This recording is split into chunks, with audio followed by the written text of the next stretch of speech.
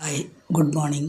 ത്വമേവ മാതാ ച പിതാ ത്വമേവ ത്വമേവ ബന്ധുശ്ച സഖാ ത്വമേവ ത്വമേവ വിദ്യാ ദ്രവിണം ത്വമേവ ത്വമേവ സർവം മമ ദേവദേവ. ശ്രീമദ് ഭഗവത്ഗീത 7-ാം അധ്യായം ജ്ഞാനവിജ്ഞാനയോഗം 26-ാമത്തെ ശ്ലോകമാണ് ചൊല്ലുന്നത്. വേദാഹം സമതീതാനി വർത്തമാനാനി ചർജുന ഭവിഷ്യാണി ച ഭൂതാനി മാം തു വേദ ന കശ്ചന. മലയാളം: അതീത വർത്തമാനങ്ങൾ ഏതുമൊട്ടറിയുന്നു ഞാൻ, ഭാവിയെ ഭൂതവർഗത്തെ അറിയില്ലാരുമെന്നെയും. അർജുന, സമതീതാനി വർത്തമാനാനി ച, നമ്മൾക്ക് മുന്നിൽ പ്രത്യക്ഷപ്പെട്ട് കഴിഞ്ഞു പോയവയും ഇപ്പോഴുള്ളവയും, വർത്തമാനാനി ച ഇപ്പോൾ നിലനിൽക്കുന്നതും, ഭവിഷ്യാണി ച ഭൂതാനി ഇനി എന്താണ് വരാൻ പോകുന്നതും എന്ന് ഇങ്ങനെയൊക്കെയുള്ള എല്ലാ കാര്യങ്ങളും ഞാൻ അറിയുന്നു. അഹം വേദ മാം തു കശ്ചന എന്ന വേദ, എന്നെയാണെങ്കിലോ ആരും അറിയുന്നുമില്ല. അപ്പോൾ കഴിഞ്ഞ ശ്ലോകത്തിൽ നമ്മൾ പറഞ്ഞു, നമ്മുടെ മനസ്സെപ്പോഴും ആഗ്രഹങ്ങളും നിരാശകളും ഭയാശങ്കങ്ങളും കൊണ്ട് നിറഞ്ഞിരിക്കുകയാണ്. ഒരു നിമിഷം പോലും അതിന് നിശ്ചലമായിട്ട് നിലകൊള്ളാൻ കഴിയില്ല എന്നെല്ലാം പറഞ്ഞു. അപ്പോൾ ഈ ജ്ഞാനസ്വരൂപിയായ മായ എന്നെ ബാധിക്കുന്നില്ല, ഭഗവാൻ പറഞ്ഞല്ലോ. ഞാനെല്ലാം അറിയുന്നു, എന്നെ ആരും അറിയുന്നില്ല. ഇതും കൂടെ വ്യക്തമാക്കി കൊടുക്കുകയാണ് ഈ ശ്ലോകത്തിൽ. അപ്പോൾ എല്ലാ മതങ്ങളും ഈശ്വരൻ സർവജ്ഞനാണ് എന്നുള്ള കാര്യത്തിൽ എല്ലാ മതങ്ങളും ഒരുപോലെ തന്നെയാണ് പറയുന്നത്. എല്ലാവർക്കും യോജിപ്പുണ്ട്. നമ്മൾ ആദ്യം പറഞ്ഞ പോലെ ശുദ്ധ തത്വാത്മാവാണ് ആര്? ആത്മാവ്. അതാണ് മനോബുദ്ധി മണ്ഡലങ്ങളെയൊക്കെ പ്രകാശിപ്പിക്കുന്നത്. ബാഹ്യ വിഷയങ്ങളിൽ അറിയുന്നതും അത് തന്നെയാണ്. ഇപ്പം ഇന്ദ്രിയങ്ങൾ വഴി മനസ്സിലെത്തുന്ന ശബ്ദങ്ങൾ, അല്ലെങ്കിൽ കാഴ്ച, അല്ലെങ്കിൽ വസ്തുക്കളെ കാണുന്നത്, ഇതെല്ലാം ആത്മപ്രകാശത്തിൽ തട്ടി തിളങ്ങുകയാണെങ്കിൽ ബുദ്ധിക്ക് അതിനെ വേർതിരിച്ചെടുക്കാനായിട്ട് പറ്റും. മനസ്സിൻ്റെയും ബുദ്ധിയുടെയും വൃത്തികൾ മുഴുവനായിട്ടും ആത്മാവ് പ്രകാശിപ്പിക്കും. ഇപ്പം നമ്മൾക്ക് സൂര്യൻ വന്നു കഴിഞ്ഞാൽ നമ്മളുടെ ചുറ്റുമുള്ള എല്ലാ വസ്തുക്കളും കാണുന്നത് പോലെ, കണ്ണുകൊണ്ട് നമ്മൾ ഒരു രൂപത്തെ പ്രകാശിപ്പിച്ച് കാണുമ്പോഴാണ് നമ്മളതിനെ കണ്ടു എന്ന് പറയുന്നത്. ഏതെങ്കിലും ഒരു കാര്യം, ശബ്ദത്തെ അത് ആ ഒരു ചൈതന്യം പ്രകാശിപ്പിക്കുമ്പോഴാണ് നമ്മളത് കേട്ടു എന്ന് പറയുന്നത്. എല്ലാവർക്കും ഓരോ എനർജി കൊടുക്കുന്നത് പോലെ. അപ്പോൾ ലോകത്തിലെ രൂപങ്ങളും നിറങ്ങളും ഒക്കെ കാണാൻ കഴിയുന്നതും കാര്യങ്ങൾ കേൾക്കാൻ കഴിയുന്നതും എല്ലാം, അല്ലെങ്കിൽ പരസ്പരം നമ്മൾ കാണുന്നത് എന്തിനുള്ളപ്പോഴാണ്? സൂര്യനുള്ളപ്പോഴാണ്. അപ്പോൾ സൂര്യനെ നമുക്ക് വേണമെങ്കിൽ ഈ ലോകത്തിൻ്റെ തന്നെ കണ്ണാണ് സൂര്യൻ എന്ന് വിളിക്കാം. അതേപോലെ തന്നെ ആരും എപ്പോഴും എവിടെയും എന്തും എല്ലാ കാര്യങ്ങളും, ആരാണ്, എവിടെയാണ്, എപ്പോഴാണ്, എന്താണ്, നമ്മുടെ എല്ലാ കാര്യങ്ങളും അറിയുന്ന ഒരു ചൈതന്യമാണ് ആത്മചൈതന്യം. അതുകൊണ്ടാണ് ആത്മാവിനെ സർവജ്ഞൻ എന്ന് വിളിക്കുന്നത്. അപ്പോൾ എല്ലാവരുടെയും ചിത്തവൃത്തികൾ അത് കഴിഞ്ഞു പോയതാണെങ്കിലും ശരി, അതായത് മൺമറഞ്ഞ ആൾക്കാരുടെ ആണെങ്കിലും ശരി, ഇനി ഇപ്പോൾ നിലനിൽക്കുന്നവരുടെ ആണെങ്കിലും ശരി, ഇനി വരാനിരിക്കുന്നവരുടെ ആണെങ്കിലും അതെ, ഈ ചിത്തവൃത്തികൾ മുഴുവനും പ്രകാശിപ്പിക്കുന്നതും എന്താണ്? ഈ ആത്മാവാണ്. ഒരു ഇലക്ട്രിസിറ്റി ഉണ്ടെങ്കിൽ ഒരു ഫാൻ കറങ്ങും. അപ്പോൾ ഇലക്ട്രിസിറ്റിക്ക് അല്ലെങ്കിൽ കറണ്ട് നമ്മൾ കൊടുത്തു കഴിഞ്ഞാൽ ഒരു ഫാനിന് വർക്ക് ചെയ്യാനായിട്ട് പറ്റും. എന്നാൽ ഈ ഫാനിന് ഇലക്ട്രിസിറ്റിയെ തിരിക്കാൻ പറ്റുന്നില്ല. വൺ സൈഡാണ് അല്ലേ? അപ്പം നമ്മൾ സാധനങ്ങളെല്ലാം നോക്കുന്നു, മൈക്രോസ്കോപ്പ് കൂടെയും ടെലസ്കോപ്പ് കൂടെയൊക്കെ ചുറ്റുമുള്ള വസ്തുക്കളെല്ലാം നോക്കുന്നു. പക്ഷേ മൈക്രോസ്കോപ്പ് കൂടെ നോക്കുന്ന ഒരാൾക്ക് അല്ലെങ്കിൽ ടെലസ്കോപ്പ് കൂടെ നോക്കുമ്പോൾ ആ ടെലസ്കോപ്പിന് അയാളെ നോക്കാൻ പറ്റില്ല. നമുക്ക് ടെലസ്കോപ്പിലൂടെ ബാഹ്യലോകം കാണാൻ പറ്റുമെന്ന് മാത്രമേ ഉള്ളൂ. ഇതേപോലെ തന്നെയാണ് എന്നെ അറിയാത്തതെന്ന് പറയാം. എന്നെ എന്തുകൊണ്ടാണ് എല്ലാവരും അറിയുന്നില്ല എന്നുള്ളതിൻ്റെ ഉത്തരമാണ്.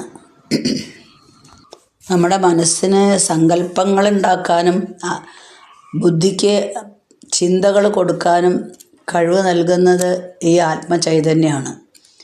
അപ്പോൾ ജഡവസ്തുക്കൾക്ക് അതിലൊരു ശക്തി കൊടുക്കുകയാണ് അല്ലേ, ആത്മാവ് ഒരു ശക്തി കൊടുക്കുകയാണ്. അങ്ങനെയാണ് നമ്മൾ ഇന്ദ്രിയ മനോബുദ്ധികൾ കൊണ്ട് എല്ലാം അറിയുന്നു എന്ന് പറയുന്നത്. അതുകൊണ്ടാണ് ഭഗവാൻ പറയുന്നത്, ഞാൻ എല്ലാം അറിയുന്നു, എന്നെ ആരും അറിയുന്നില്ല. ഇപ്പോൾ സൂര്യൻ വസ്തുക്കളെ പ്രകാശിപ്പിക്കുന്നു. രാത്രി ഇരുട്ടിൽ വസ്തുക്കൾ അവിടെ തന്നെ ഉണ്ട്, പക്ഷേ സൂര്യൻ്റെ വെളിച്ചമില്ലാത്തതുകൊണ്ട് പ്രകാശം നമ്മൾ കാണുന്നില്ല എന്ന് മാത്രമേ ഉള്ളൂ. അതേപോലെ തന്നെയാണ് നമ്മൾ ശ്വസിക്കുമ്പോഴും, ഞാൻ ശ്വസിച്ചുകൊണ്ടിരിക്കുന്നു, ഞാനിപ്പോൾ തിരക്കിലാട്ടോ, ഞാൻ ശ്വസിച്ചുകൊണ്ടിരിക്കുക എന്നാരും പറയാറില്ല. അത് ഓട്ടോമാറ്റിക്കായിട്ട് നടക്കുന്ന ഒരു പ്രവൃത്തിയാണ്.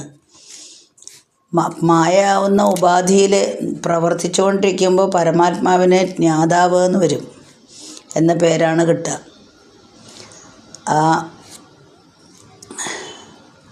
അപ്പോൾ ഭൂതവും ഭാവിയും വർത്തമാനവും എല്ലാ കാലങ്ങളിലുമുള്ള എല്ലാ കാര്യങ്ങളും അറിയുന്നതുകൊണ്ട് ഞാൻ തന്നെ ആണ് സർവജ്ഞൻ. ഇത് കൃഷ്ണൻ അവിടെ പ്രഖ്യാപിക്കുകയാണ് ചെയ്യുന്നത്. ഒരു യോജിച്ച ആ സന്ദർഭത്തിന് യോജിച്ച ഒരു പ്രഖ്യാപനം തന്നെയാണ് അത്. അപ്പോഴും നമുക്ക് ചെറിയൊരു സംശയം വരും. നമ്മളുടെ മുന്നിലുള്ള മായ എന്നുള്ള മറയുണ്ടല്ലോ, അതുകൊണ്ടാണ് നമുക്കതൊന്നും മനസ്സിലാവാത്തത്. അപ്പോൾ ആ മറ മനസ്സിലാക്കി ഭഗവാനോട് താതാത്മ്യം പ്രാപിക്കുന്ന ഒരാൾക്ക് ഈ ഭഗവാൻ പറയുന്നത് അല്ലെങ്കിൽ സാക്ഷാൽ കൃഷ്ണൻ്റെ ഈ തത്വം മനസ്സിലാവും. അങ്ങനെയാണെങ്കിൽ എല്ലാവർക്കും എന്താണ് അനുഭവപ്പെടാത്തത്? ആത്മാവ് സർവജ്ഞനാണ്. എന്നാൽ ആത്മാവിൻ്റെ സർവജ്ഞത്വം എന്തുകൊണ്ടാണ് എല്ലാവർക്കും അനുഭവപ്പെടാത്തത്? അത് വിവരിക്കുകയാണ് 27ാമത്തെ ശ്ലോകത്തിലെ ഇച്ഛാദ്വേഷ സമുത്ഥേന ദ്വന്ദ്വമോഹേന ഭാരത സർവഭൂതാനി സമ്മോഹം സർഗേ യാന്തി പരന്തപ. മലയാളം: രാഗദ്വേഷങ്ങളുണ്ടാക്കും സുഖദുഃഖ വിമൂഢരായി സർവഭൂതങ്ങളും വീഴും ജന്മമാം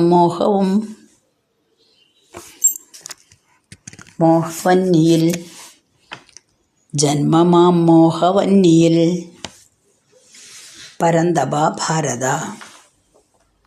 ശത്രുതാപകനും ഭരതവംശജനുമായ അർജുന, സർഗേ സൃഷ്ടിയിൽ തന്നെ അല്ലെങ്കിൽ ജനിക്കുമ്പോൾ തന്നെ ഇച്ഛാദ്വേഷ സമുത്ഥേന രാഗദ്വേഷങ്ങളിൽ നിന്നും ഉണ്ടാകുന്ന ദ്വന്ദ്വമോഹേന സർവഭൂതാനി സുഖങ്ങളും ദുഃഖങ്ങളും ദ്വന്ദ്ങ്ങളാണ്, അതിൽ ഭ്രമിച്ച് സർവഭൂതാനി എല്ലാവരും സമ്മോഹം യാന്തി മൂഢതയെ പ്രാപിക്കുന്നു, വിവേകം നഷ്ടപ്പെട്ട് മൂഢരായി മാറുന്നു എന്നർത്ഥം. ജനിക്കുമ്പോൾ തന്നെ കിട്ടുന്നതാണ് എന്ത്? രാഗദ്വേഷങ്ങൾ നമ്മുടെ മനസ്സിൽ. അപ്പോൾ നേരത്തെ പറഞ്ഞു മൂഢന്മാർ എന്നെ അറിയുന്നില്ല എന്ന് പറഞ്ഞു. അപ്പോൾ ഈ മൂഢന്മാർ അറിയുന്ന എല്ലാം ഭാവി ഭൂതം വർത്തമാനം എല്ലാം ഞാനാണ് അറിയുന്നത്. അതിൻ്റെ ഒരു ഉദാഹരണമാണ് നമ്മുടെ നാരായണീയത്തിൽ നമ്മൾ പഠിച്ച മാർക്കണ്ഡേയൻ്റെ കഥ. മായ ഒന്ന് കാണണമെന്നായിരുന്നു മാർക്കണ്ഡേയൻ ഭഗവാനോട് ആവശ്യപ്പെട്ടത്. അടുത്ത നിമിഷം തന്നെ ഒരു പ്രളയം വരികയും ഇവരെല്ലാവരും പ്രളയത്തിൽ മുങ്ങി തങ്ങി അങ്ങോട്ടും ഇങ്ങോട്ടും ഇങ്ങനെ നീങ്ങി എന്താണ് എവിടെയാണ് ഞങ്ങളെ ഒന്നും ഒന്നും മനസ്സിലാവാത്തൊരവസ്ഥയിലെത്തി. അങ്ങനെ കുറേ ദിവസം അതിൽ പ്രളയജലത്തിൽ കിടന്നതിന് ശേഷം നാരായണീയത്തിൽ വിശദമായിട്ട് വരുന്നുണ്ട്. പിന്നെ കണ്ണു തുറന്ന് നോക്കിയപ്പോഴോ ഒന്നും സംഭവിച്ചിട്ടില്ല. അവനവൻ്റെ ആശ്രമത്തിൽ തന്നെ നിൽക്കുന്നുണ്ട്. അപ്പോൾ ചില ആൾക്കാർക്കൊരു സങ്കടം ഉണ്ടാവും, ഞാനതിന് ഈ ജന്മത്തിൽ ഒരു പാപവും ചെയ്തിട്ടില്ലല്ലോ ഭഗവാനെ, പിന്നെ എന്താണ് എനിക്ക് ഇങ്ങനെ കഷ്ടങ്ങൾ വരുന്നത്? സ്വാഭാവികമായിട്ടുള്ളൊരു സംശയമാണ് അതല്ലേ. അതിനെന്താ ഉത്തരം? മുജ്ജന്മ കർമ്മഫലമാണത്. അപ്പോൾ ഓരോരുത്തർക്കും അവരവരുടേതായിട്ടുള്ള കർമ്മങ്ങളുണ്ട്, കർമ്മഫലങ്ങളുണ്ട്. ഇതെല്ലാം അറിയുന്ന ആളാരാണ്? സാക്ഷാൽ പരമാത്മാവാണ്. ആ പരമാത്മാവിനെ നമ്മളിവിടെ ഒരില അനങ്ങി അറിയുമെന്ന് പറഞ്ഞ പോലെ നമ്മൾ ഓരോ പ്രവൃത്തി ചെയ്യുമ്പോഴും അത് മനസ്സിലാവും. അതെന്തിനു വേണ്ടി ചെയ്യുന്നതാണ്? നല്ല ഉദ്ദേശമാണോ ചീത്ത ഉദ്ദേശമാണോ? അപ്പോൾ ആ ഓരോ കർമ്മത്തിനും അതേത് തന്നെ ആയാലും അതിനെല്ലാറ്റിനും ഒരു ഫലമുണ്ട്. ആ കർമ്മഫലങ്ങൾ നമ്മൾ അനുഭവിച്ചേ മതിയാവൂ. അതിൻ്റെ ഇടയ്ക്ക് നമ്മുടെ ജന്മം തീർന്നു പോവുകയാണെങ്കിലും നമ്മൾക്ക് അടുത്ത ജന്മത്തിൽ അവയെല്ലാം വീട്ടാൻ വേണ്ടിയിട്ട് അല്ലെങ്കിൽ ആ കർമ്മഫലങ്ങൾ തീർക്കാൻ വേണ്ടിയിട്ട് വീണ്ടും ജനിക്കേണ്ടി വരും. അപ്പോൾ ഓരോരുത്തരുടെയും കർമ്മങ്ങളും കർമ്മഫലങ്ങളും അവരെ തന്നെ പിന്തുടരാൻ കാരണം അതാണ്. അത് അവനുള്ളതാണ്. വേറൊരാൾക്ക് ചെയ്തു തീർക്കാനായിട്ട് സാധിക്കില്ല. ആ തിരിച്ചടികൾ, അതായത് കഴിഞ്ഞ ജന്മത്തിലെ കർമ്മഫലങ്ങളാണ് ഇപ്പം നമ്മൾ അനുഭവിച്ചുകൊണ്ടിരിക്കുന്നത്. അതാണ് നമ്മളെത്ര നല്ലതാണ് ഈ ജന്മത്തിൽ എന്ന് പറഞ്ഞാലും കഴിഞ്ഞ ജന്മത്തിൽ നമ്മൾ എങ്ങനെയായിരുന്നു എന്ന് നമുക്ക് തന്നെ അറിയില്ല. ആ ജന്മത്തിൽ ഉള്ള കർമ്മങ്ങളുടെ ഫലങ്ങൾ ഇപ്പം നമ്മൾ അനുഭവിച്ചുകൊണ്ട് ഇരിക്കുകയാണ്. അപ്പോൾ ഇവിടെ ഇച്ഛാദ്വേഷ സമുത്ഥേന ദ്വന്ദ്വമോഹേന ഭാരത എന്നാണ് പറഞ്ഞത്. നമ്മൾക്ക് ലൗകികന്മാർക്ക് അല്ലേ ഭൗതിക സുഖസൗകര്യങ്ങൾ എപ്പോഴും വർദ്ധിപ്പിക്കണം എന്ന ആഗ്രഹം വരും. അതാണ് ഇച്ഛ. അത് നമ്മുടെ ബുദ്ധിയിലേക്ക് കൊടുക്കും. അപ്പോൾ ആഗ്രഹങ്ങൾ കൂടിക്കൂടി വരും. ആഗ്രഹം നടന്നില്ലെങ്കിലോ, മുന്നത്തെ ശ്ലോകങ്ങളിൽ അധ്യായങ്ങളിലൊക്കെ പറഞ്ഞിട്ടുണ്ട്, ആഗ്രഹം നടന്നില്ലെങ്കിൽ അവിടെ എന്താ സംഭവിക്കുക? ദ്വേഷം വരും. അപ്പോൾ ഇച്ഛയായി ദ്വേഷമായി. അതായത് കാമവും വരും, ക്രോധവും വരും. രണ്ടുമുണ്ട് മനസ്സിൽ. കാമമുണ്ട്, അത് നടക്കുന്നില്ല, അപ്പോൾ ദേഷ്യം വരുന്നു.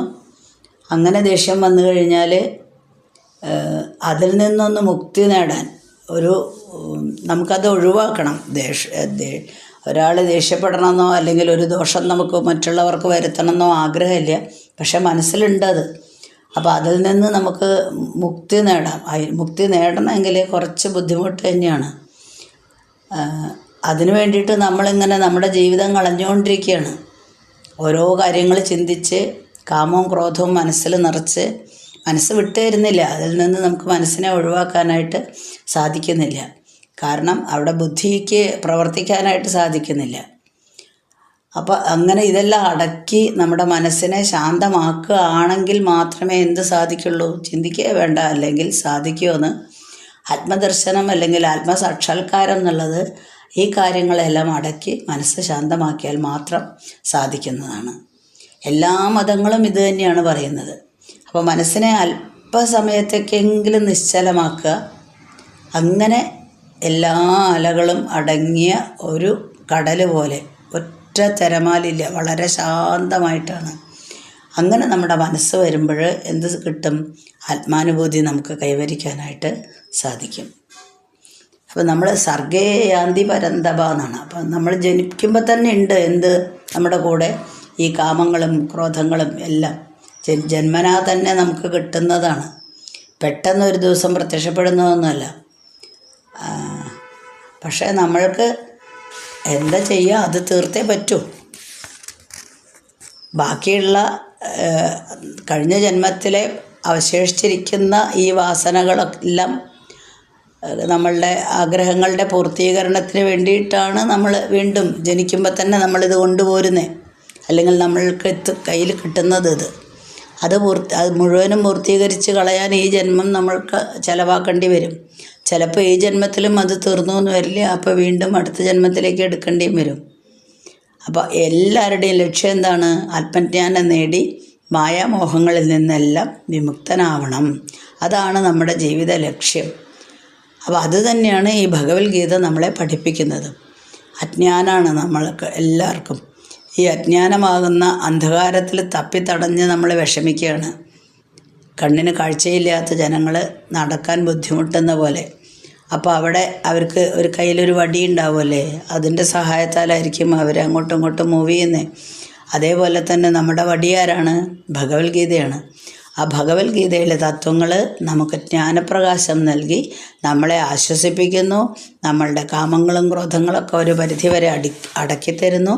മെല്ലെ നമ്മളെ ആത്മാനുഭൂതിയിലേക്ക് നയിക്കുന്നു. പിന്നെ നമ്മൾ കഴിഞ്ഞ ദിവസം പറഞ്ഞ പോലെ അതിൻ്റെ ആനന്ദം അനുഭവിക്കാൻ തുടങ്ങിയാൽ, അതിനെപ്പറ്റി കൂടുതൽ അറിയാൻ തുടങ്ങിക്കഴിഞ്ഞാൽ നമ്മൾ ആ പാതയിലേക്ക് നീങ്ങിക്കൊള്ളും. അങ്ങനെ ഒടുവിൽ ആത്മസാക്ഷാത്കാരം ലഭിക്കുന്നു.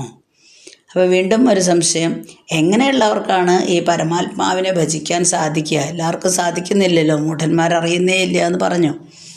അതാണ് 28ാമത്തെ ശ്ലോകത്തിൽ. അത് നമ്മൾ അടുത്ത ദിവസം വായിക്കും.